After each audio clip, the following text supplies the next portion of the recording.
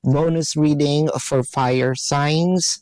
February the 2nd to February the 3rd, we have the High Priestess, the King of Cups, and the Wheel of Fortune. Siguro fire signs, ito mga nakaraang araw, linggo, buwan, or probably last year, no?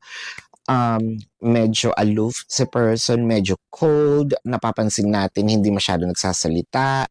So madami tayong iniisip, anong bang nangyayari sa kanya, anong nakain niya, may nagawa ba akong kasalanan, or makikipag-usap pa ba ito for those who are in separation. I feel like clarity, parang ito yung sinasabi ni universe sa'yo ngayon, itong mga araw na ito.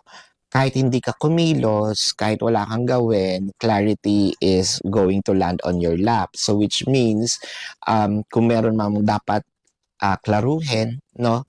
Kung meron man dapat ayusin, hindi mo na kailangan mag-initiate. Dadating na lang ito, no? At si person mismo ang mag-o-offer. So ihanda mo ang iyong sarili dahil dadating yung time na magkakaroon na ng communication, no?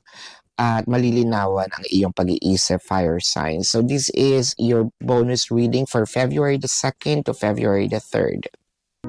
Predicting future isn't my purpose.